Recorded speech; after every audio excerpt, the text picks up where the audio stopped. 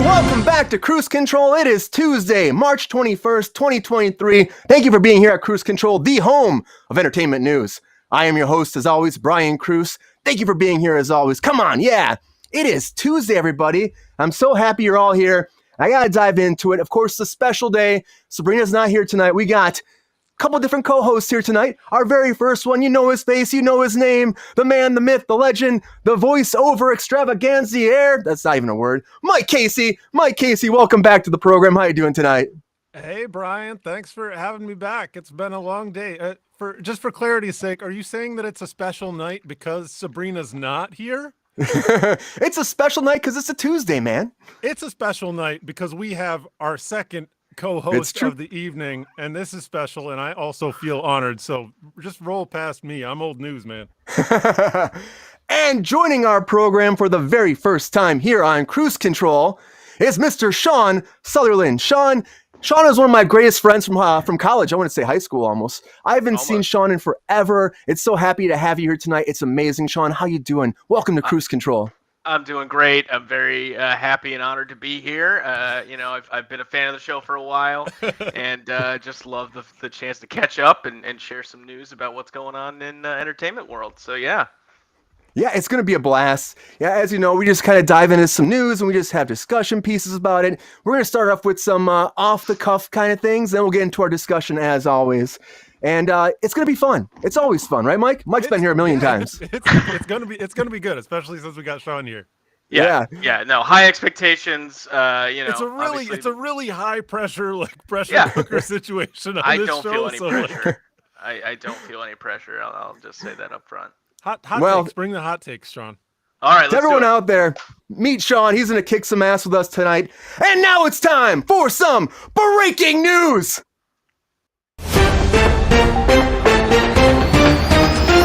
Everybody. As always, we're going to jump right into some breaking news. The very first thing I want to get into is SNL. So we talked about this a few times, that there was a potential strike with the editors. Well, rest assured, there's no strike happening. They settled a deal with the editors. The editorial crew is consisting of around 20 employees who mainly work in post, and they decided to figure it out. SNL worked it out. They're going to get a pay increase of up to 60% ahead of 3-year deal. This includes ratification bonuses, healthcare benefits, guarantees for employer-paid meals, transportation and hotel accommodations for employees who are working long shifts without, short turnarounds, which is fantastic because these people deserve this. And this is the very first time that they almost had a strike in a 50-year career at SNL. So it's huge. It's really huge. And they said they were going to get it done before the month was done, and they did. They got it done. They worked a deal out, and the editors are going back to work. And of course, this is just coming off the news of them unionizing with the Editorial Guild of America. So the fact that they're able to work this out because they had some power behind them is pretty fantastic. What were they asking for? That deal sounds really good, man. It sounds amazing that they were able to get all that. Yeah. They had shit before. They were like non-union, and then they joined the editorial guild, and then all of a sudden it was like a whole thing. And they said, "Hey, we'll shut your shit down." They mostly do like the pre-taped stuff. So like all their shorts and stuff like that. This team was going in and doing it. And for a long time, there were kids like fresh out of college, and they were paying them pretty much nothing. So they were like, "Hey, we need some fucking rights." For the exposure, that's all they really need. Exposure, it's such a prestigious position, right? You can honestly, having watched that bootleg documentary that James Franco made of the whole SNL process, the fact that these people are not paid at this level before this is just quite astonishing, because the amount of work that goes into the show, the fact that they're doing it this often and to the level that they're doing it, I mean, pay the damn people. I just can't believe it. I mean, it doesn't make any sense. And the fact that they wanted to unionize them from the get-go means that they were like, we're going to take care of you. And of course, like I said, it's been 50 years where they've had no issues. They had the cast actually wearing shirts like saying, deal now, contract now. So the fact that the cast was behind them too is huge. And they didn't want to shut down. They don't want that shit. Lorne Michaels doesn't want that, So I think this was the best deal for everybody. And honestly, they made off like bandits. They really did. So if they work long hours, they're going to be taken care of, which is great. And as that's happening, something's coming to Peacock. And I want to talk about Knock at the Cabin. So Knock at the Cabin is coming to Peacock officially, leaving theaters now. And it's the 15th film, 15th by M. Night Shyamalan. So it's coming there. It's going to be there March 24th on Peacock. You'll be able to also purchase it digitally at that same time. And it'll be coming to Blu-ray and DVD on May 9th. So May 9th, if you want to wait, if you're still a physical media person, which is becoming less and less, but if you are, good for you. It's coming to DVD and Blu-ray, so you can get your knock at the cabin. And it's kind of funny about this too. I didn't realize this is actually based off a novel, which I'm like, for M. Night, that's, it's based on Paul Tremblay's 2018 book, The Cabin at the End of the World, which blew my mind. Did you guys read it? I never read it, no.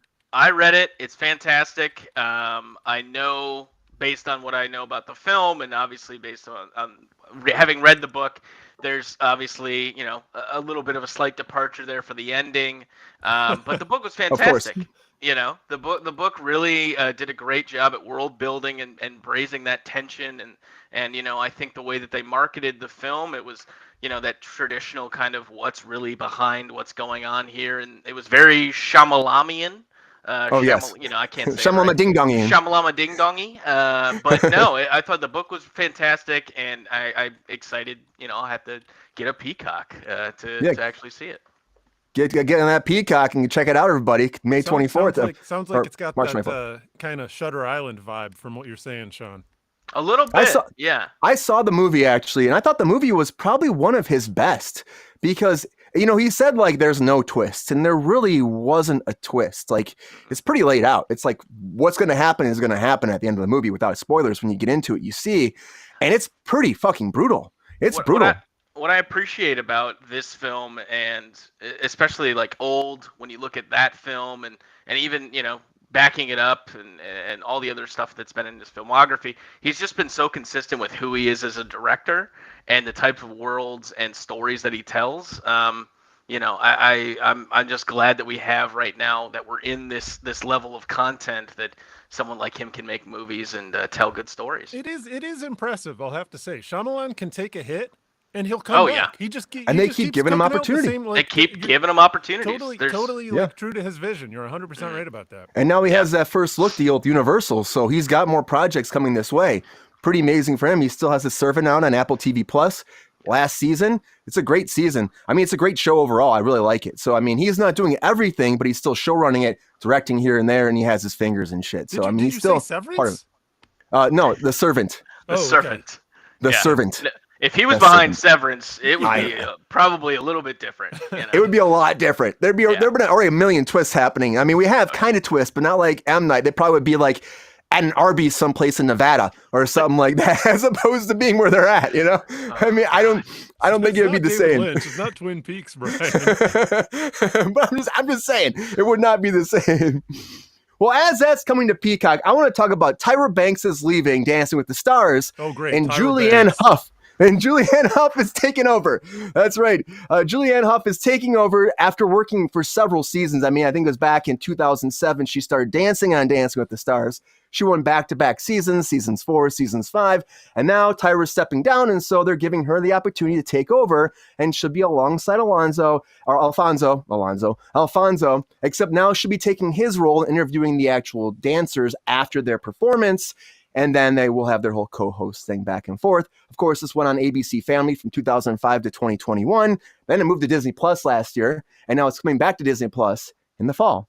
So yeah, she's coming back. This is season 32, which again blows my mind that this has been going on so long. My mother loves the hell out of this show. They have multiple seasons a year, though. That shit hasn't been going on since I was 6, man. I know, but I'm just saying. It could feel like it. I mean, especially when you consider some of the dregs of talent that they bring onto the show. I mean, they're really scraping the bottom of the barrel sometimes. So whoever they can get. They're like, hey, you had a moment in fame, right? You want to dance? Can you dance? Doesn't matter if you can dance. Hey, Dancing with the Stars. That's that astronomy show with Neil deGrasse Tyson, right? Star Talk? Yeah. You're funny, Mike. I have a couple of zingers prepared too, Sean. So yeah, it looks like it. Yeah, great job, Mike. Yeah. Thank you.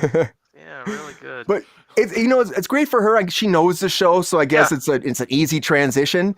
Now she's not dancing anymore, so move her on to be a host, and she'll probably do it for the next 32 seasons after this. Well, she's tried to really, I think, spread her wings a little bit. She's done some acting. She's done a lot of other things to kind of just showcase her different talents, and this just seems like a natural extension for her.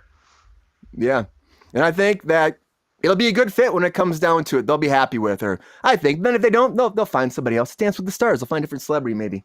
Yeah. Something else that's happening, everybody, is Jordan Peele has announced his next movie. Woo-hoo. That's right. Jordan Peele's next movie will be his 4th film. Now, Mike, you say woo, but there's nothing about this shit. There's no cast dealings. There's no details about the plot. All they're saying it's just his 4th film, and it comes out December 25th, 2024. And of course, like he has Get Out, which made $255 million. Us made $256 million. Nope, made $172 million. Give me that beard and those sunglasses. Hang off on your movie. Give me some of that, man. That's where the monkey paw comes from. Is the beard actually? A monkey paw. He has it coming out in September. They announced another show from that. It's coming out in September. So he's got a lot of stuff happening. And honestly, I do like his movies. So it is going to probably be something suspenseful, something that's going to have some nice little twists again, kind of like M. Night a little bit, just like the last one. Yeah, again, but except better. Yeah, another director, another talent that whatever he puts out, I'm going to see and I'm going to enjoy. I loved Nope. I think it was just a really amazing, showcase and twist on that kind of genre movie. But everything he puts out has been amazing. So is he going to keep working in horror, you think? Like usually that's just a pivot point for people to break off until they can get a bigger budget, but he seems to be really... I think he loves it. He did the Twilight Zone season 2. That's exactly what I was thinking. I was like, he did Twilight Zone too, and that kind of wet his whistle for some longer form stuff. And from what I'm hoping, I think he sticks with it. I don't see any other reason why he wouldn't. Yeah, me either. I feel like that's his niche now, like why would you change? And he's been doing very well in that. And these budgets are always, they're like, under 100 and they're making hundreds of millions, so it's like, it's pretty great for him. His direction, like the way he gets great performances, the way his cinematography, like combines with the story elements, like he's really telling a visual story. You can tell he's like paying homage to the real great creators that came before him. He knows his shit clearly, and every movie improves upon itself too, right? Like I think if you even look at From Us and take it to Nope, like he's just kind of had this arc of improvement and getting bigger talent and bigger kind of performances out of people you didn't even expect that could do it. I think what we really need is him and Adam Sandler to get together, and that's just it. And then they take over Netflix. That'd be great. I would watch that. I think ituld be interesting. You be Halloween too? Yes, I was going to say that too, shit. but it's really freaking scary. That would be awesome. I'd be down for that. Come on. Or maybe Murder Mystery 3, because the second one is coming out. So maybe he can do the third one and put some different twists on it. There'll be a hybrid alien spaceship that's alive, which we already saw, but I don't know, but it's great for him. And I think people are going to love it that this announcement came out. Again, it's very early, but they wanted to put it out there that they're doing another movie with him. The studio's up on board. And of course it's happening. And I think it'll be a huge hit, just like the rest of his movies. Now, something else that was a hit in the time, and hit, I'm kind of being like this, was Good Burger. So there's a new Good Burger coming out, everybody. Yeah! And I say it was a hit. It was a hit because they only spent like $8 million on this movie, and the movie, which of course it spawned off of the Nickelodeon, all that sketch into an actual movie. Well, this is the second movie coming out 25 years later. The very first movie, it was only $8 million budget. It made $24 million. It's a pretty good win right there for the studio. So why wouldn't you do another one? Well, Paramount Plus said yes, we're going to do another one, and of course Kenan Thompson's coming back. And Kel Mitchell are coming back, and they're going back to Good Burger. It'll be out on Paramount Plus in late 2023. Oh my god! And the whole Kel doing that character at what? Probably 43 years old. He's gonna be the same character working the same fucking job. It's gonna be the Clerks vibe, guaranteed. That's honestly, the crossover we need. That's the crossover we need. Clerks and Good Burger. Clerks X Good Burger. 2025, let's make it happen. I think that'd be great. Yeah. Well, the way it goes down though is just, Mike, you're pretty much nailing the head here. So Keenan's character, Dexter Reed, he's down on his luck after one of his inventions fails, and then he goes back to Good Burger to open arms from his best friend Ed, who gives him his old job back. And with a new crew working at Good Burger, Dex devises a plan to get back on his feet, but unfortunately, he puts the fate of Good Burger at risk once again. So, if on the poster they don't have "Who loves orange soda?" question mark as the tagline. Like, then I'm boycotting it. 100%. Real thought for a second though. Are they gonna have Lucasfilms do a do an Abe Vigoda comeback and have his pixelate him over some actor? Because I mean, what's Good Burger without Abe Vigoda? He was so crux to that story last time. Abe Vigoda? Oh my god! It is. I feel like they might do something like that, or maybe they just say like, retirement or something, or I want to see him in hologram and he like just maybe he has holograms in. Yeah, give him the Grand Moff Tarkin. Yeah. Whatever. You know what I'm talking about. That's Mike, true. The deepfake shit isn't Grand Moff expensive Tarkin. Yeah, anymore, deepfake right? him. There we go. Deepfake Abe Vigoda in there. Why not? Yeah, maybe he has like some relative that looks similar enough, and then they can kind of pop it on there. Same bone structure, ready to go. I don't know, Brian. I'm looking at your facial structure. I got a picture of Abe Vigoda filled up over here. Pull it up, Mike. Let's see. Welcome to Good Burger, home of the Good Burger. Can I take your order? He doesn't say that, but it's in my head.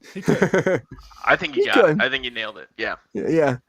But something that didn't nail it was Shazam 2, everybody. Shazam 2 did not nail it, apparently. Because it only made $30.5 million this opening weekend. And with, $110 million budget, $100 million on top of that for marketing. So you got $210 million budget. It's not looking too good after opening weekend. And it came out March 17th. Well, they're already saying the digital release is April 17th. So they're only giving that shit a month in theaters now after the opening weekend. They're like, we're done with this. So the director was bummed about this. Yeah, it's not good. David F. Sandberg, though, he was really bummed because he said it's his first movie that has like the lowest critic score and the highest audience score ever. And he's really bummed. He says he's going back to horror because that's where he came from. And he did the first and the second Shazam. So he's like, after 6 years of this, I'm done with superhero movies. I love my experience, but I'm moving on. So it's a bummer. I think it's a bummer. It's another probably sign that James Gunn couldn't have come to the DCU sooner.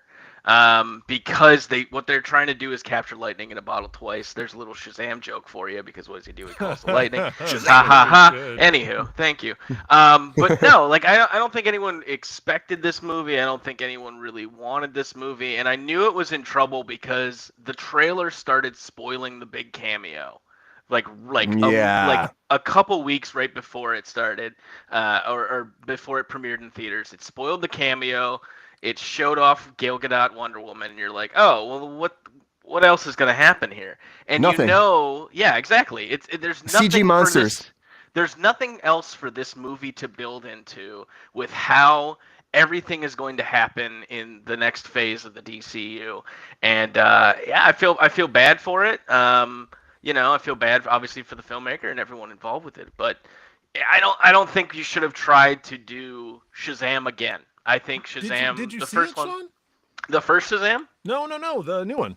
Oh no, I did not see Shazam 2. I wasn't interested. I've heard it's pretty good, actually. But again, you had Zachary Levi came out and he made all those statements like we talked about before. He made statements about, anti-trans and anti-vax. And as an actor, that can sink your ship. Just the thing is, it can just like make a part of your audience be like, screw you, screw your movie. That's unfortunate, but that's how it works. And you're an actor, you're a brand, as we talked about on Friday. And so that can hurt you.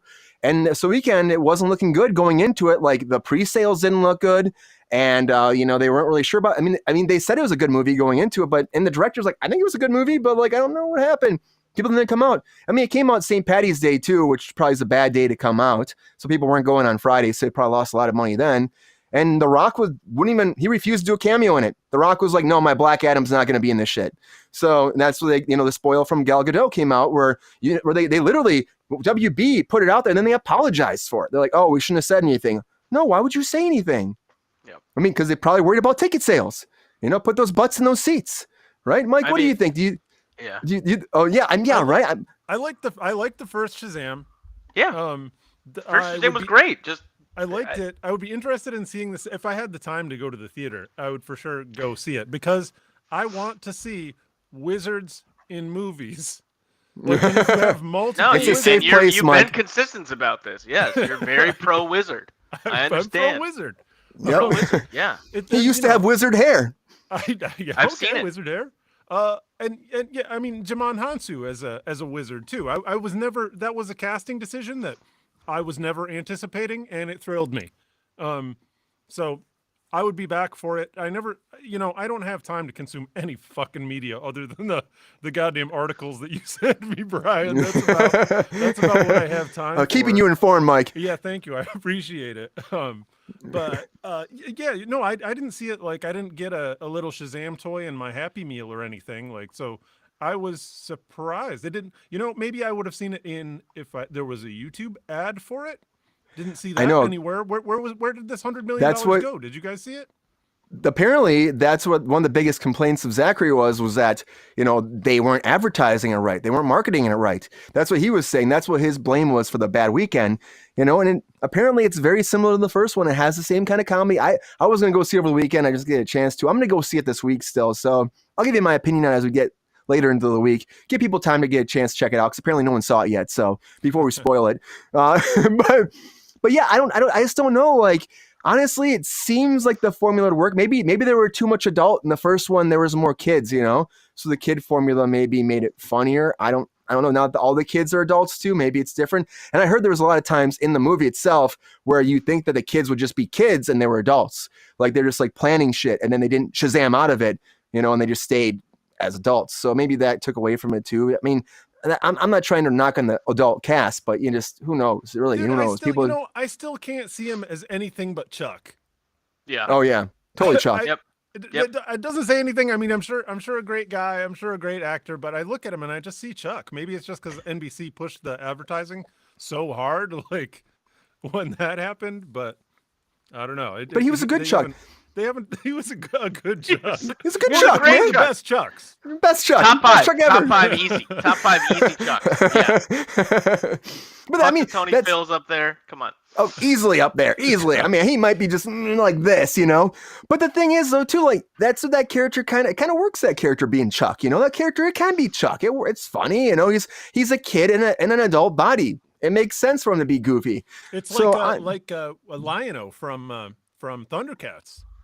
Kid in an adult Snarf. body. Great reference. Thank Great you. reference. Yeah. Well, there's a reason that he acts like an idiot in the show, Sean. It's not just that it's a dumb show. I've He's seen a the kid. pilots. I know. He's a kid with I big know muscles. things about Thundercats. I know. Just because you don't see any Panthro over here or whatever. Come on. I love me some Panthro. I love I'd be Thundercats. expecting maybe some Chitara poster. Just like It's on this wall. Yeah, you can't see that wall. That's why. Yeah. they were going to do an animated version of that forever. They had a cast attached to that like 14 years ago, and then it just kept getting pushed and pushed and pushed. And you would think nowadays, especially, like a Thundercats movie. I remember before I moved to California, which was, like I said, 15 years ago, I remember like one of the actors in the movie I was working on in Michigan was like, I just got cast to be Lion-O in the new Thundercats movie. And this was Sam Huntington, who was Mimi Siku from Jungle to Jungle, if you've seen that movie, everybody. Good throwback with Tim Allen. But he was cast to be Lion-O, and he's like, I'm going to go to LA after this. We're going to go shoot. I'm going to do all the voiceover. This will be great. And then nothing happened. So maybe you're just talking shit, or maybe it just got canceled. Just these things happen in Hollywood. They start it, they stop it. They start it, they stop it. They give up on it. It just happens. I think it's not the time for it yet. It's He-Man is having a big resurgence with the Master of the Universe and the Netflix show, and I think that there's no shortage of things that are always going to be reboot and brought into it. So we just got to wait for Thundercats time. Yeah, it's true. It'll come. Yeah. But speaking of the DC universe, I want to talk about the Flash for a second. I want to get into the Flash because I heard this story and people have been talking about it online. I'm like, and I say, does this even matter? But Tom Cruise loves the Flash, everybody. Good old Tommy Cruise loves the Flash. So, woo! I mean, he saved cinema. So come on. He saved cinema. He did. He saved cinema. I get it, but apparently what happened was he was in a meeting with Zaslav about some movie, and Zaslav was talking like mad shit, being like, we made the best freaking DC movie. We made the best Flash. He's like, prove it.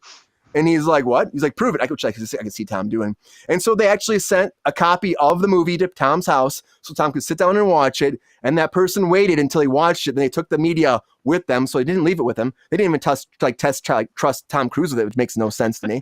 But then they left with that, right? And then Tom Cruise liked it so much, he called the director up just out of the blue and was like, hey, man, That was great. That's everything you want in a movie. This is the kind of movie we need right now, and you did a fantastic job. Which I can't even imagine just getting a cold call from Tom Cruise, like, I love your fucking movie. You know, I want to be in the world where Tom Cruise is the one that leaks the new DC I know, right? movie. He does seem like he'd be All a the torrenter. pirates. Yeah. So you're First- picking up DVDs on the sidewalk. He's an admiral at the Pirate Bay or some shit. Yeah. I'm sure. no. It'd be great. He opens up like an Instagram or a Twitter just to be like, just to spoil the ending, just to spoil the fucking ending. He's like Michael Keaton's Batman dies, and then he He locks the door and there's nothing they can do. hashtag Maverick. Maverick do? knows. Yeah, Maverick knows. Go watch Top Gun. Go watch Top Gun. Which again, great movie. You know, $1.5 billion. You know, just. He made $100 million off that movie. Do you know that? $100 million. Yeah, of course he's gonna be getting a big fucking back end deal like that. Who's surprised? Yeah, but I mean, honestly, okay. So does this matter, Sean? Does this matter that Tom Cruise likes The Flash? Does this make you think that the Flash movie is going to be even better because Show Me the Money says it's a great movie? What do you say about that? I don't care if Tom Cruise likes it or not. It's not going to impact my decision to see it or not. I'm still going to go see it because I want to see somebody blow up, any good that the DCU had left. I'm excited for it. You know, I like the Flash as a character. I like the Flash as a concept. I know as you can probably tell, I'm a bit of a comic book nerd, so I know the storylines that the movie's based on. And is it great? I'm sure. Hey, if Tom Cruise brings more butts into the seats, and the swan song for DCU is that Tom Cruise saved the DCU, by all means, that's fine. But I'm still gonna go see it, whether or not What's your Tom prognosis, Cattle. Sean? You think this is gonna be a good one?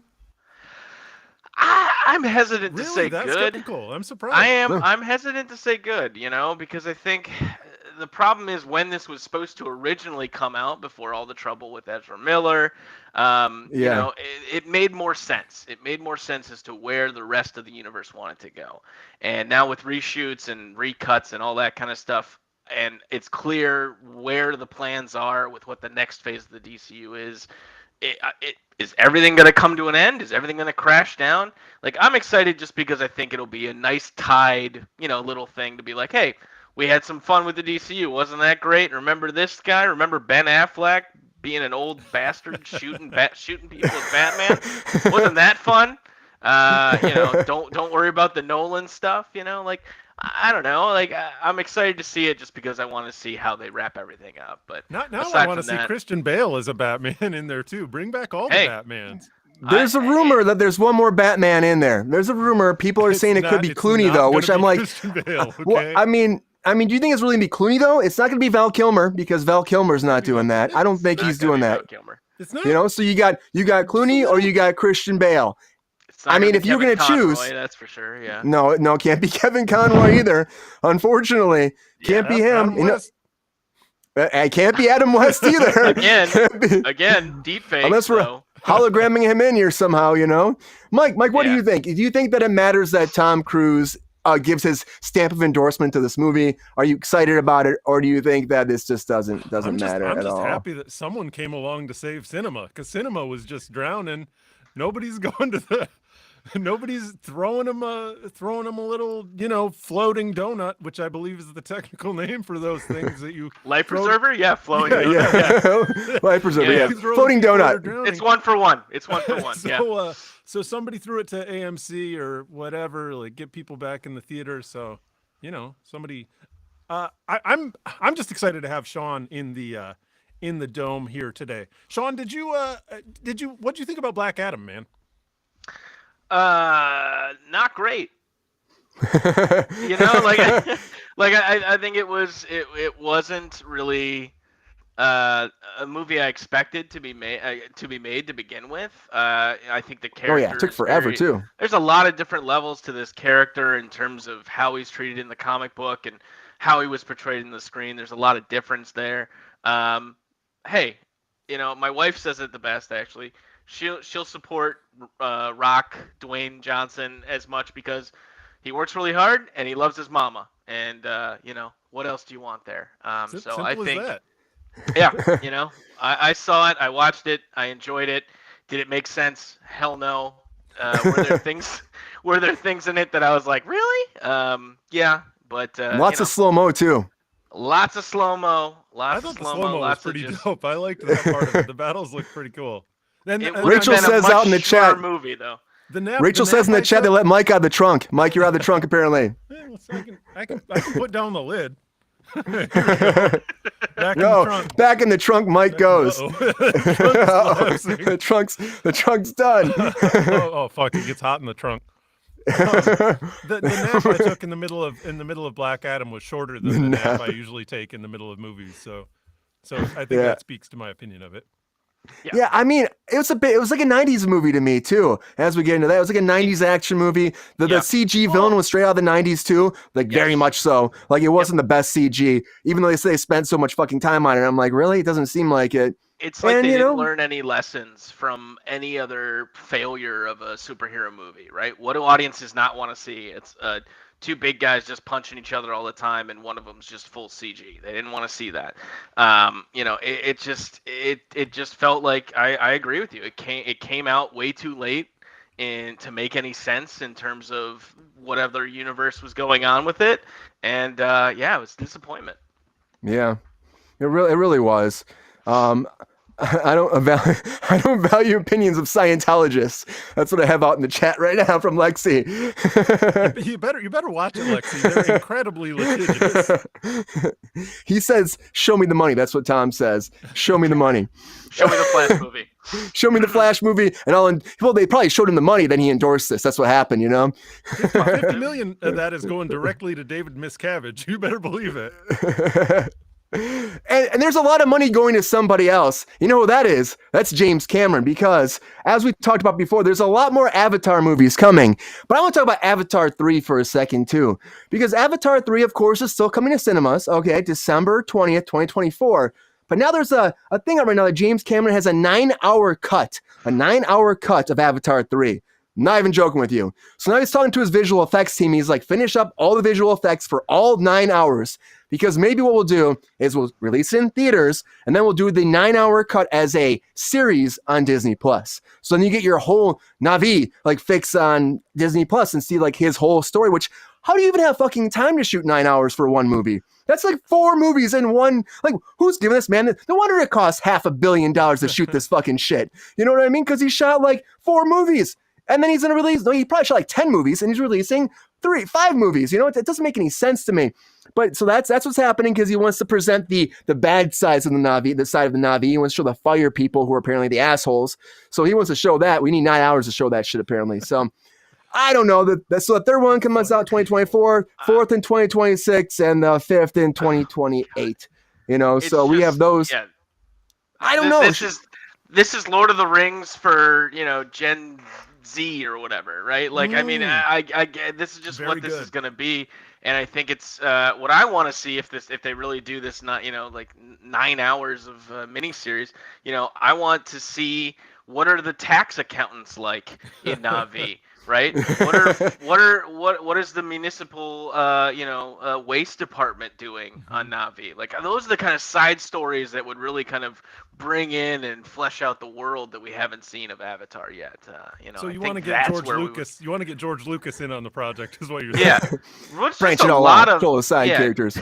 Exactly. Just a lot of government talk. Trade organizations. Trade organizations, separatists. Let's get it in there. Yeah. And to our chat members, Lexi, yes, 9 hours, 100% true. And she's saying it's not really a movie anymore. Yeah, it's its own kind of franchise now. He's just trying to make it as big as he can.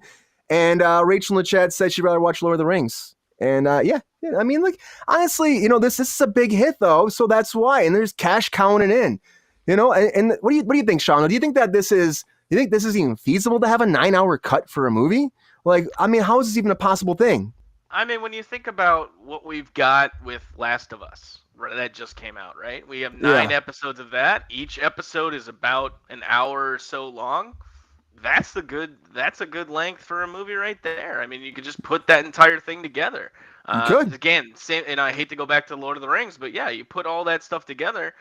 That's the entire story that you're telling. And yes, it can be done because episodic television is back, and I think the streaming shows are hungry for that kind of content.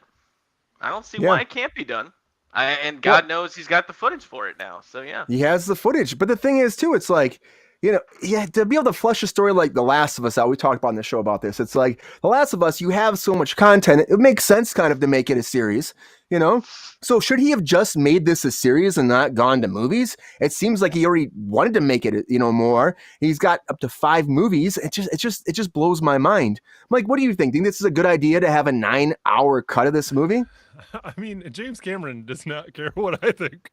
Come on, Mike. Yeah, he does. He does. No, I'm just wondering how. He's watching. Yeah, he's watching right now. He's taking notes. He's got a lot of time. He's not. Yeah. I don't know. Maybe it's just really easy if you're shooting the whole thing on green screen with people with ping pong balls taped over them. Maybe you just think up. Okay, so you pretend like there's this rhinoceros that's going to attack you now, and then you adding shit. Jump off to the side. Maybe it's just easy to do that. I'm trying to think of how you end up in that situation where is it just like being really decadent as a director? Because that's what you hear about. You hear about people ending up with way, way more footage because they want to have that control and they want to be able to cut it down a lot. Or was it something he wanted to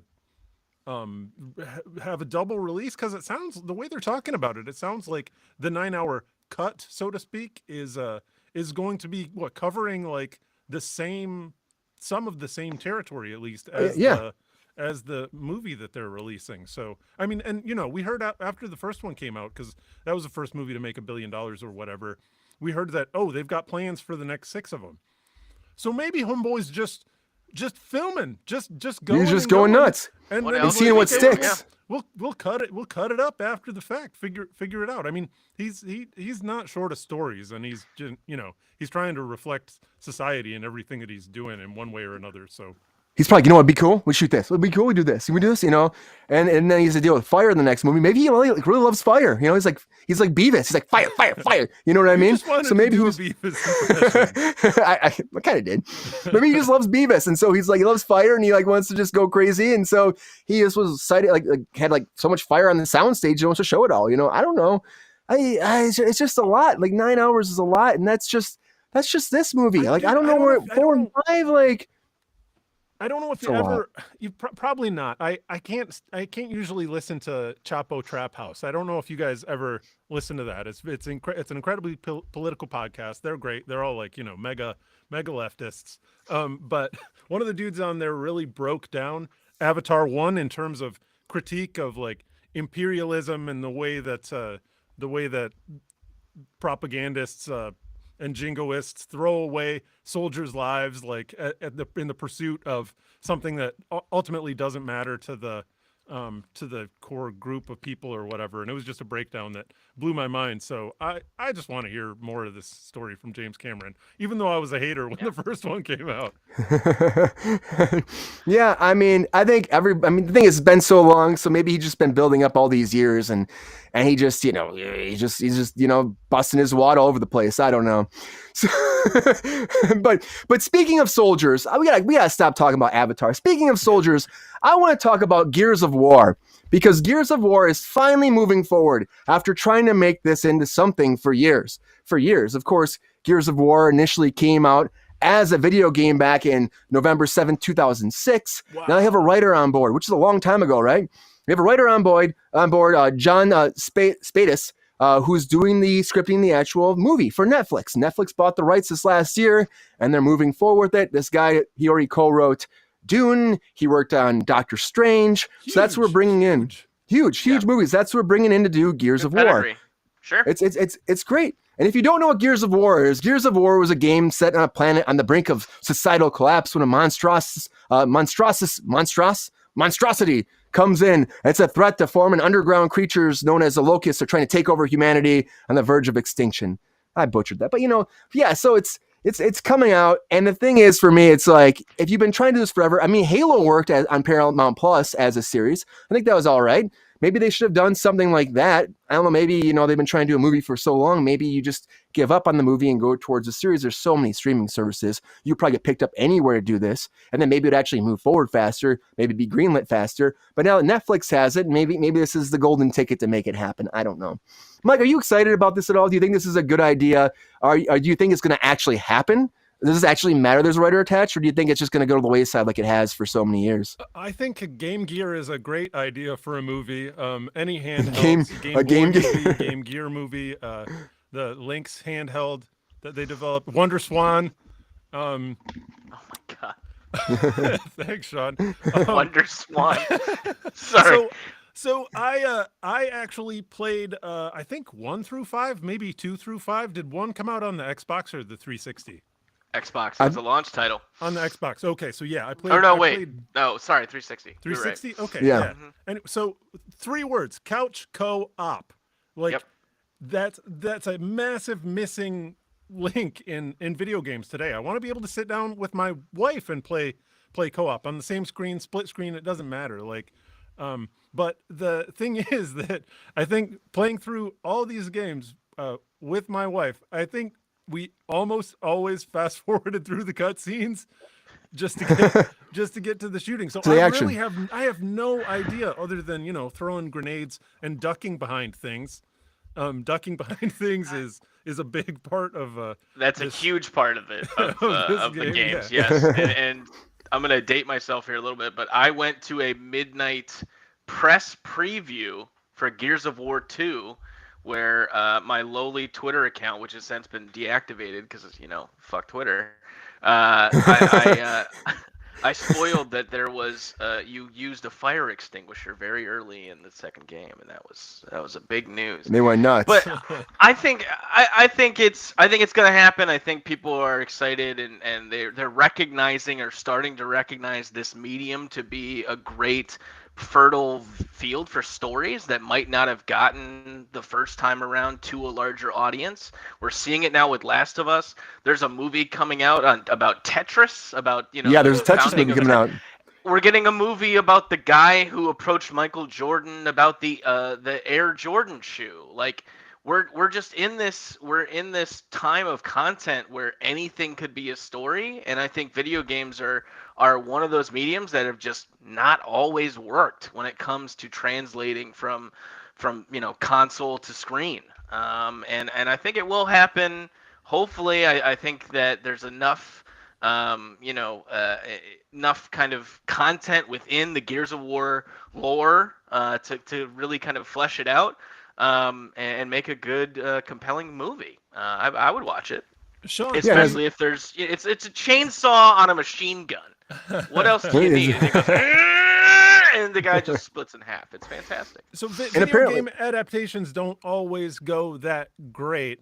You got a top 3 for us, Sean? Video game adaptations? It's hard because there's not a lot. It's very hard. There's not no. No, there's not. You can throw Last of Us in there. I that would be in my top. I mean, 3. Last of Us was great. Mm-hmm. You know, I really enjoyed Last of Us. I think it didn't have as much of the gotta hide and cover and crafting that I expected. Because you know, from playing the game, there wasn't much of that in the show. You know, so they were being a little facetious there. But no, I don't have a top 3 because there just hasn't been that many great ones. I mean. Doom, right? Doom's definitely in there, right? Oh, for sure. Doom had an entire section in the movie that was played in first person, as if you were supposed to like stand up at the movie theater and be like, "Yeah, I got the BFG. And I got this." Run around it. I don't know what the hell that was. Yeah, Doom. I don't know. Blades of Steel. Blades of Steel. Blades of Steel. Is that even a movie? I would see it. You would for sure see I would definitely see it. And as Lexi's saying in the chat though, like apparently they actually had a major Hollywood writer that did the script for the second or the third game of this. So I mean that's pretty big, you know. Yeah, that's pretty big. And they're asking in the chat like who would play the main character. And we got going back and forth. People are saying our friend of the show, Dave Bautista, friend of the show. He's the only motherfucker that's as thick as the guys in that video game. I could see that. Yeah. I can see Dave doing it. Get it, Dave. I'm casting you right now. Get it. I think The Rock wanted to do it at one point. Yeah, as much as Dave Bautista wants to walk away from that caricature, for sure, yes. Let's put him in grunt attire and give him a chainsaw gun. Well, kick some ass. I would watch the hell of it. Yeah. It's either that or that Mr. Nanny 2 script that's been floating around Hollywood for the last 15 years or so. That'll reinvent the career. Yeah, right. That's got his name all over right there. I mean, if it's Dave, I'll watch it. I don't care. Friend of the show. That's what I say. They're also asking for a Postal movie too, focusing on Cave Johnson, which I don't know what that is, but I'm down for it. Oh, but this is happening from Portal. Portal. Yeah, Portal. Oh yeah. Oh, there is a Portal here too. Yes, Portal. I'm reading a couple chats at a time from Portal. Maybe. I mean, honestly, you have a lot of content on these video games. There's a lot of stuff that you could draw from, as opposed to, remaking things that we talk about all the time. Like, we don't have to remake. We can just steal content. Sean, you and I knew that they were going to be pulling from comic books, and that was going to just explode as soon as the CG happened. Like, that shit was obvious, was it not? So yeah. You're right, Brian. It wouldn't surprise me if this is just another kind of untapped source of IP, and maybe the movies and the shows will get better. Yeah, it could. It puts a lot of pressure on the Mario movie, I would say, for sure too. There's a lot of pressure on the Mario movie since the first one, like we talked about on Friday. I think they spent like $50 million and they made like $20 million or something like that. It was something ridiculous. You were talking about the 1990 yes, Mario we were, movie, and you didn't have me on. Well, no, that shit just came up. We were talking about the new Mario movie and the projections, how much you're expecting to make opening weekend, and it snowballed from there. Snowball. Dude, the accent is such a killer for me. Although seeing these CGI like toadstool people running around, like, it just makes me feel like all warm and fuzzy inside. So I get the same feeling too. Like, I'm seeing these things, these characters, these themes, these motifs, whatever, like, that I grew up with or that I were beholden to, and like, I'm super excited for just like the fact that this is the kind of content that's coming out now. Like, someone is actually paying attention, to these things as an art medium and bringing them to life. I think it's exciting. That's Miyamoto all over, man. That the Nintendo brand has been to cradle you, like, to like trust in the hands of Nintendo. Pretend they're not a in Nintendo we trust. Beast with their walled garden of content. Like, but their first party shit is off the hook, and it's always been off the hook and cute as hell. I mean, it just looks like it's popping us in the middle of Mario Odyssey or what have you. Like, I'm ready. I like this idea of a horror film based on The Sims that Rachel said in the chat too. That could be kind of cool. You never know. I have the darkest dreams of my sim. You put him into the pool and then you remove the ladder and he just swims himself to death because that's it. That's all he's got to do. Yeah, we were sadists. You're the sim. No. That's what I was, the god. I was the man commanding my sim to go take a jump in the pool at 4 a.m. We had to be work at 7. Yes. And, I don't know. Had a bad date or something. I don't know. Well, you never know. In the chat again, we have Rachel saying that, maybe a Luigi's Mansion movie. They could do something like that, But speaking of going back in time and pulling from our heartstrings, I want to talk about X-Men 97. So X-Men 97 now. It's coming out this fall. It's coming out this fall, everybody. So now they're finally announcing some kind of plot details for this. They haven't given an official release date yet, but now we know it's coming out in the fall. Of course, this is Disney Plus going back into their animation department, another new show, but it's also a continuation of the 97 the X-Men animated series. Continuation of that. And it's going to leave right off where they ended. Professor X just left Earth. I rewatched this episode today just because I wanted to rewatch before the show. It's actually pretty great.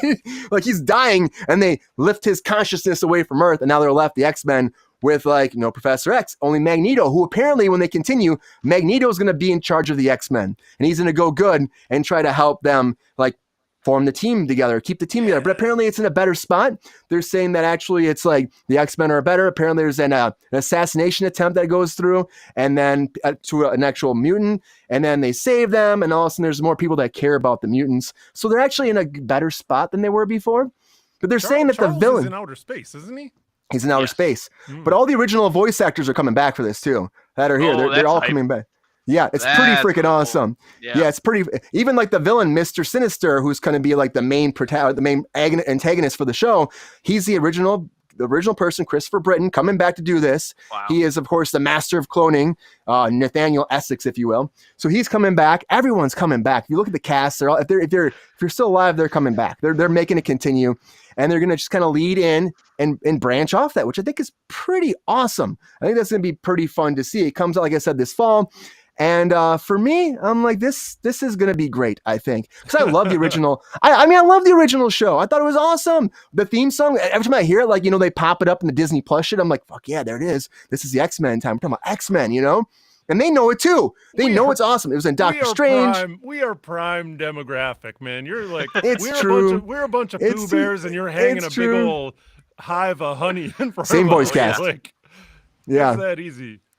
Yeah, but they're all, I mean, the fact that they're coming back and doing this it's pretty epic to me. The fact that then Disney Plus is like, they know that they have such a following that bringing the original voice cast back will only make it better, and that people will watch because of that is pretty great. So we'll see where it goes. Like I said, they're just continuing, and a lot of this stuff, they're in a peaceful time apparently. But of course, no conflict at all. No. Mr. Sinister apparently has a way that it will eliminate all of them for utter doom. So apparently he has some plan that they cannot escape. So we'll see what that is. Sean, are you excited about this? Oh, I couldn't be more excited for this. Are you kidding me? Can it live up to the original? I don't think. Listen, it's fan service. Will it live? It's very fan service. No, because I think the people that have grown up with this show have such higher expectations of anything that is even accomplishable. You're not going to be able to make everybody happy. But I think the fact that they're doing it again. It's amazing. What a time to be alive. They did it in the comic books as well. They brought, and it's been a pretty consistent theme in the last couple of years to start bringing in these continuations of the old shows or the old cast, or giving Chris Claremont a chance to pick up his run and just see where he takes it. Like, it's, again, what a time to be alive. It's just pure fan service. And you can't help but love it. And I agree with Lexi in the chat here. Cashing in on nostalgia is how Disney makes its bread today. Absolutely. It's true. Oh, yeah. It's very true, and they know that though. They know it so much so that they're doing a show like this, because I would never see this happening before. And it's like DC had the opportunity to do the animated Batman series, continue it, and they canceled it, but now it's going to Amazon. But of course, we don't have the same voice cast that can come back now at this point, because we lost our Batman, and we talked about this the other day. And also, Mark Hamill says I can't come back to be Joker because my Batman's dead. So. But Disney can continue this. They have the voice cast, they have the opportunity, and they have a lot of the same people that were involved in the original coming forward too to make this right. So this is awesome fan service, if you ask me. If you're a big fan of the X-Men, this is the time. It's only the beginning. This is only the beginning, because this is the first time we're actually getting an X-Men series, and they're going back to our heartstrings. And they've been using this music, like I said. So oh my God, it's number one, right? Like, yeah. I think it's pretty a epic. Serious contender for greatest theme song of all time, and that's has to be for cartoon theme song, like X-Men, Turtles, like, and there's Turtles is awesome that's too. Your Beatles and your Stones right there. You put Mike, you're excited about this, right? I am excited about this, man. Just seeing Wolverine in that fucking bright yellow and blue, like, they don't give us that in the live action because it looks silly. So bring it back in the cartoons.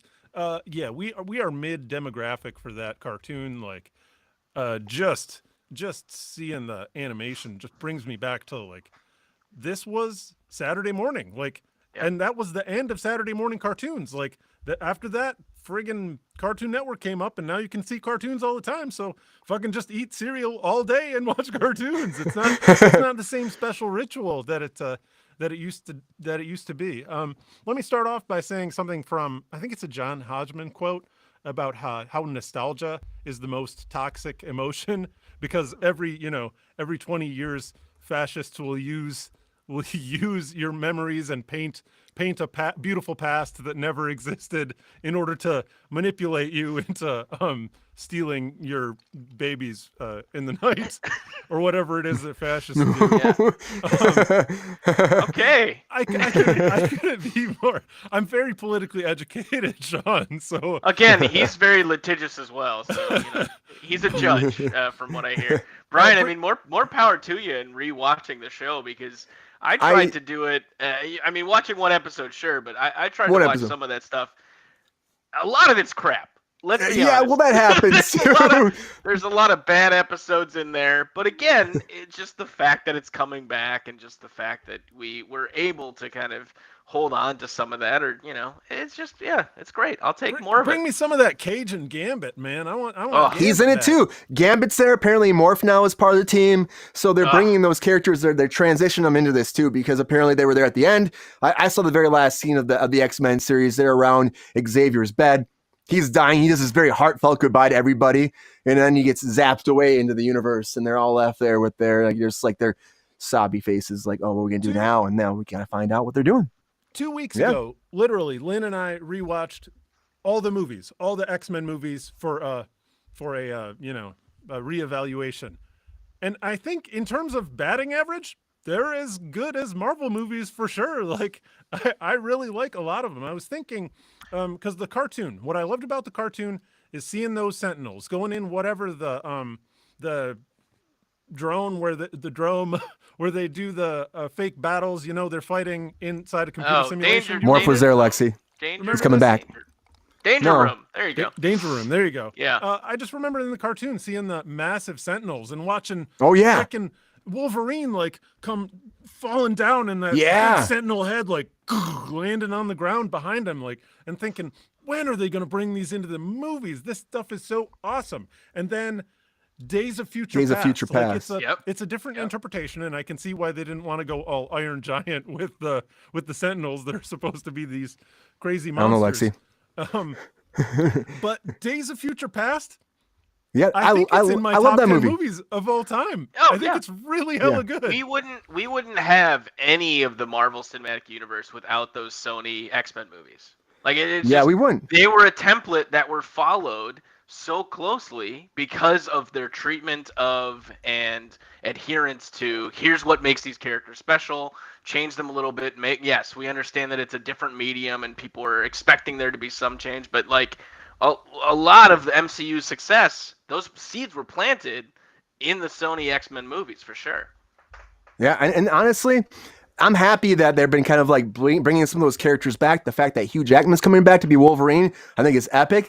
I'm very excited about that. And apparently he's going to be wearing that yellow suit, Mike. He is going to be wearing that yellow suit, but it's going to be a little different, but he is going to be wearing it. So the very first time Hugh Jackman's going to be suiting up in that shit, it'll be more like armor. Look how they do it. Look like Daredevil, you know what I mean? Look how they make it. So it'll be Ant-Man. It'll be like leather biker shit, it'll be cool. It'll be cool. I mean, I wore that Ant-Man costume, so I know it's fucking cool when you put it on. That's all I'm saying. But anyways, Hugh Jackman is such a dope Wolverine. I'm sorry, I'm not trying to I know. steal your button. He's so awesome. Logan was can't get rid of him. Good. I'm happy he's getting his ending. Logan, I kiss it. I kiss Logan. So great. Amazing. Oh, so awesome. And I'm happy they're not messing with that, because they're going to probably just, I hope they have a moment after Secret Wars, because I think he's going to be in Secret Wars too. I think he'll do Deadpool, and then they'll bring him into Secret Wars just because you can make that his end, and then zap him back to the Fox universe right before he dies, and then done with him, How great would that be to bookend his story and also show him being involved with the universe? We'll see what happens. But this is happening. X-Men 97, everybody. And now it's time for our featured story of the night. Running a little late, everybody, but we gotta move on. So now I want to talk about Ghostbusters AfterLife 2.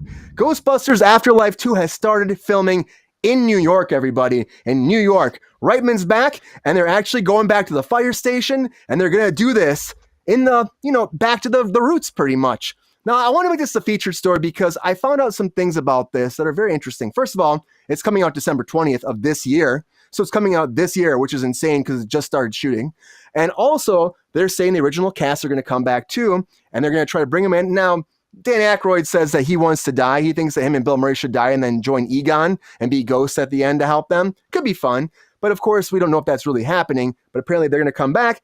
Ernie Hudson apparently he's been doing interviews about this too, being like he's coming back. Friend of the show. Ernie Hudson. I love Ernie Hudson, man. He's great. I worked with him on Secret Life of American Teenager, man. He's a fucking awesome guy. So nice. Friend of the show. Fuck yeah, Ernie. So he's coming back. He's running the firehouse. You saw it in the post-credit scene if you watched Afterlife. But the biggest thing that I thought about this, all the kids are coming back, of course, and it's called Firehouse right now. We'll know if that'll stick or not, but that's a code name, so those don't usually stick. But the biggest thing I saw about this that I was like, oh, this is interesting. Reitman said that we did Gozer in the first one, right? So he's saying that Vigo will probably be the villain for this one. Now he said, of course, Vigo, he dies. They made that picture where all of a sudden the picture morphs from Vigo to the Ghostbusters and little baby Oscar, of course. But he goes, he was saying in an interview, is that really the only picture of Vigo that there is? Maybe there's a picture of Vigo on a horse. Maybe there's a picture of Vigo stabbing somebody on the battlefield. We don't know, but he was saying there's a lot more room right now for Vigo, the Carpathian? Carpathian. I knew I was wrong. Yeah, there you go. I knew I was fucking wrong. Carpathian. There's a lot of opportunity for Vigo the Carpathian to make his return. So he hasn't confirmed this, but the fact that Vigo might be coming back, and again, the first Ghostbusters Afterlife made a shit ton of money compared to like $75 million budget, and it made over I think it was like 200 and some. So the fact that they made, I had the numbers here, so I'll bring that back up in a second. But the fact that they made money on that, and like the first Ghostbusters money made a lot of money, but the second one didn't, and they brought Vigo in. Is this a bad idea?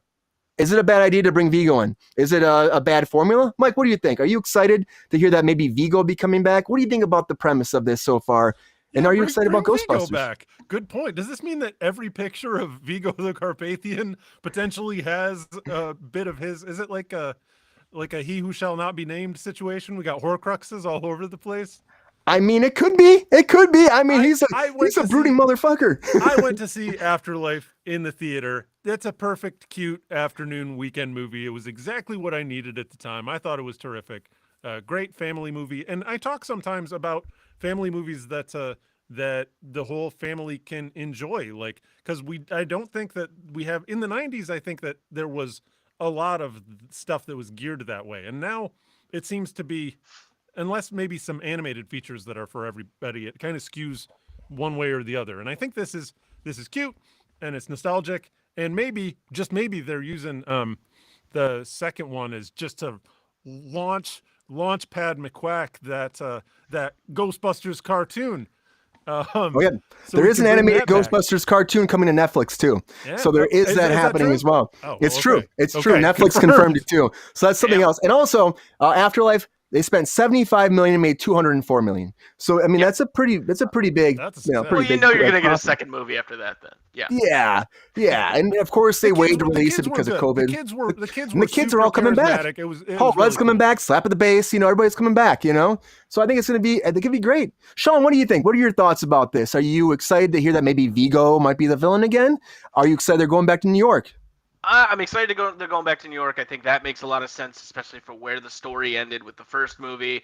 I completely am with you, Mike. Like, it was just a solid film to go see on a couple afternoons. I think I watched it on a plane going to California, probably. But anyway, like, I don't know if I want them to continue to retread old ground. I think, again, like, for where things have ended up, I think it's time for some new stuff to kind of be brought into the lore there.